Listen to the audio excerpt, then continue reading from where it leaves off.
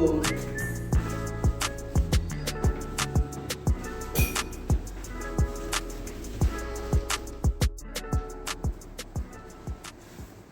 Hello. Assalamualaikum warahmatullahi wabarakatuh. Okey, nama saya Muhammad Zamir Syauqi bin Hisham, dengan nombor metrik DB210092. Okey, pada hari ini saya nak review sikit ataupun saya nak ulas sikit mengenai suatu filem yang telah saya tonton, iaitu filem Hishki. Okay, filem asal India ini merupakan filem yang bertemakan pendidikan. Okey, sebenarnya terdapat banyak lagi filem asal daripada India yang mengangkat konsep ataupun tema pendidikan. Sebagai contoh, filem Three Idiots yang dilakonkan oleh Amir Khan, dan juga filem Hindi Medium. Itu semua filem yang berasal daripada India. Apa yang nak di-highlightkan dalam filem ini? Filem ini merupakan filem yang dibintangi oleh Rani Mukherjee, yang membawa watak sebagai seorang cikgu perempuan, Cikgu Naina. Cikgu Naina ni merupakan seorang cikgu yang mana ianya menghidapi suatu penyakit yang dinamakan sindrom Tourette's. Apa itu sindrom Tourette's? Sindrom Tourette's ini ialah suatu penyakit yang menimpa pesakitnya, yang menyebabkan pesakitnya bertindak secara spontan dengan menggunakan kata-kata dan juga gerak tubuh yang spontan. Cerita ini awalnya mengisahkan Cikgu Naina ingin mencari pekerjaan di dalam sektor perguruan. Cikgu Naina diterima untuk mengajar di St. Ockers dan diarahkan untuk mengajar murid-murid di kelas belakang, di mana murid-murid ini berada di kasta yang antara kasta yang bawah di kota tersebut. Okay, jadi Cikgu Naina ni menggunakan beberapa pendekatan dan juga beberapa teknik kaedah untuk menarik minat murid-murid ini untuk belajar bersungguh-sungguh. Okey, pendekatan yang telah digunakan oleh Cikgu Naina ni, yang pertama iaitu pendekatan secara elektif.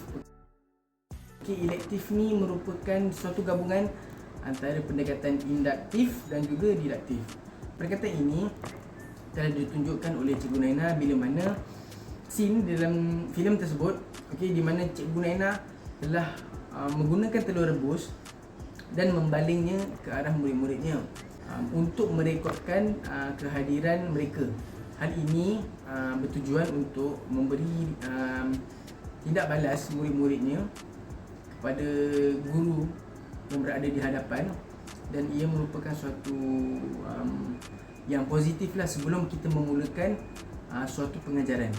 Selain itu, strategi yang digunakan oleh Cikgu Naina merupakan strategi pemusatan murid. Okay, strategi pemusatan murid ini merupakan strategi di mana murid-murid menjadi watak utama di dalam suatu sesi pengajaran dan pembelajaran, di mana kita dapat lihat suatu Cikgu Naina meminta seorang muridnya ke hadapan untuk menunjukkan kehandalannya bermain kad, dan di situ Cikgu Naina telah mengaitkannya dengan subjek matematik. Dalam proses pengiraan dapat lihat di situ berlakunya komunikasi secara dua hala di antara guru dan juga murid. Kaedah pula yang digunakan oleh Cikgu Naina ni terdapat dua kaedah. Yang pertama, syarahan dan juga demonstrasi.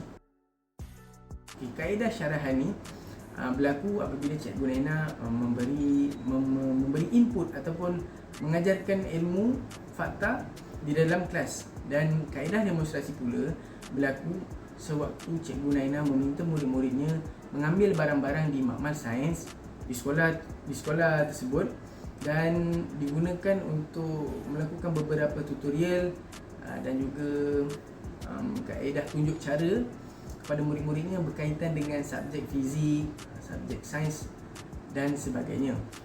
Dan yang terakhir sekali, teknik.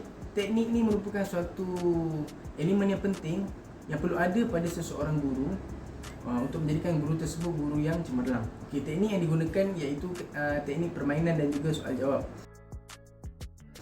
Okey, sebenarnya teknik permainan ni merupakan teknik yang saya rasa paling efektif lah untuk murid-murid, lebih-lebih lagi murid-murid yang kurang berminat dalam belajar. Okey, kurang berminat untuk belajar, untuk mendalami ilmu. Teknik ini digunakan oleh Cikgu Raina kepada murid-muridnya kelas 9F ini dengan belajar sambil bermain. Okay, mereka menggunakan gelanggang bola keranjang sebagai satu platform pembelajaran di mana mereka belajar fizik di situ dan mengaitkan beberapa persamaan fizik dengan situasi ataupun dengan demonstrasi yang telah mereka gunakan. Dan juga teknik soal jawab merupakan antara teknik yang digunakan oleh Cikgu Naina. Dan teknik ini digunakan dengan bertanyakan beberapa soalan kepada murid-murid. Jawapan mereka akan dijadikan suatu topik ataupun isi pembelajaran kelas tersebut. Okey, untuk karakter Cikgu Naina ni, apa yang boleh saya lihat, Cikgu Naina ni merupakan seorang yang profesional, seorang yang tabah dan tidak mudah putus asa, dan juga guru yang berdaya saing, tidak mahu mengaku kalah. Ini merupakan antara karakter yang perlu ada pada seseorang guru untuk menaikkan kualitinya dan juga meningkatkan kecemerlangannya dalam sektor pendidikan. Okey, apa yang saya dapat simpulkan daripada filem Hishki ini, ianya merupakan suatu filem yang sangat menarik. Okey, boleh ditonton oleh setiap masyarakat, okey, untuk memberikan pendidikan baru kepada kita, untuk membuka mata kita lebih lagi kepada guru-guru, bakal-bakal guru yang ketandusan idea untuk mengajar, cara mengajar kan. Kita boleh tengok sebagai seorang bakal guru, saya berharap agar kita dapat menggunakan kaedah-kaedah ataupun pendekatan yang telah ditunjukkan dalam filem Hishki ini untuk kegunaan kita pada masa akan datang dalam meningkatkan mutu dan kualiti pendidikan di negara kita. Itu saja untuk review. Sekian, terima kasih. Assalamualaikum.